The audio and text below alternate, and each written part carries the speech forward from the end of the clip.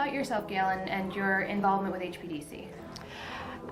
Well, I have had the pleasure of being involved with HPDC since its inception in a lot of ways. I work with an organization, the Center for Maximum Potential Building Systems, and we've been involved in understanding and trying to reveal the chemistry of materials for a long time, and particularly understanding the health effects of them. And so when the concept for the Health Product Declaration came to be, it was a real, I think, success in terms of understanding how a framework like a standard could be a pathway to not only reveal what's in the materials that we commonly use, but also to provide an insight for people involved with manufacturing into what's actually inside, and for those, the information that comes forward that maybe is a little bit of a concern, how to then direct investment in innovation and research to move towards healthier alternatives. So I think it has a really nice opportunity to not only be a standard that people can count on, that's very reliable in terms of the data, but also to open up windows in terms of better understanding what it is we're actually working with. So now that HPDC and the HPD standard has met the 5-year milestone, what do you feel are some of the greatest achievements that we've reached over the past 5 years? The last 5 years have really been, I think, a testament to understanding how transparency as a concept, how people accept that and really see the value of that. So I think that's part of it. I think the second is that we've been able to communicate the importance of having a standard format that streamlines and simplifies, in a sense, what it is and what's involved with actually reporting, and to eliminate some of the confusion of having a lot of different types of requests for basically the same information coming from various entities. So I think the harmonization part of the work has been really important to provide basically a pathway where people see how they have an opportunity to participate, whether they're a manufacturer reporting their data or they're a user, consumer, specifier wanting to use the data. And really what underlies it all, I think, is the reliability and the caliber of integrity of the data, so that it's something that HPDC becomes the trusted source for the data that we increasingly recognize as important to making our procurement decisions. So now that we've reached 5 years, where do you feel we could be in the next 5 years in terms of transparency and material health in the building industry?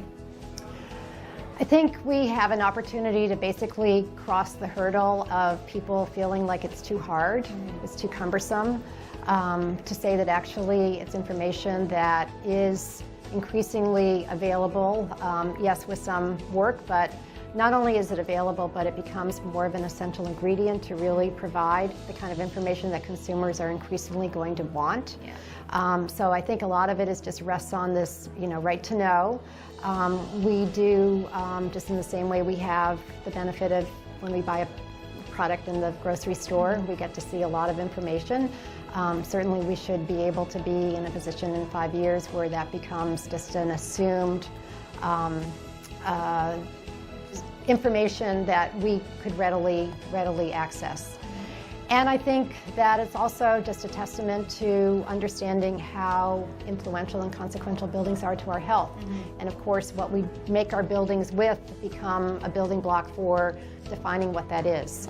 And so I think, this is all part of the broader building transformation work that's going on, and so many different pieces, and getting this one right becomes a hub and an opportunity for so many other pieces to then fall into place.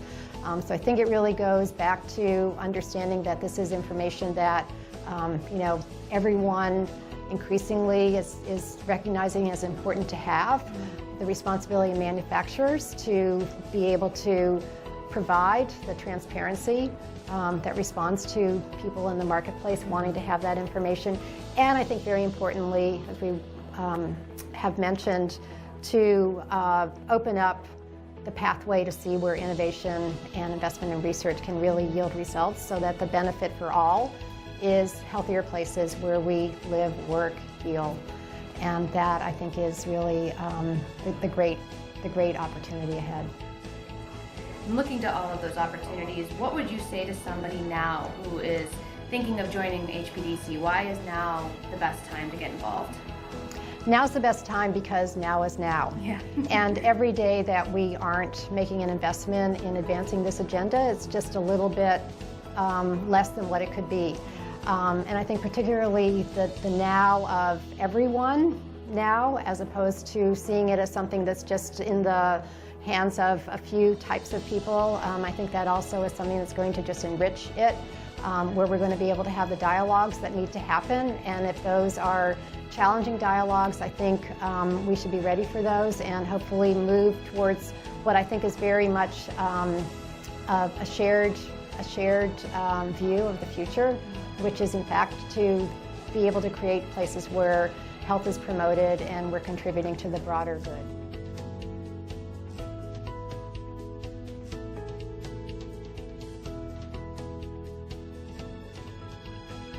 Well, thank you so much. I really appreciate your time. Thank you.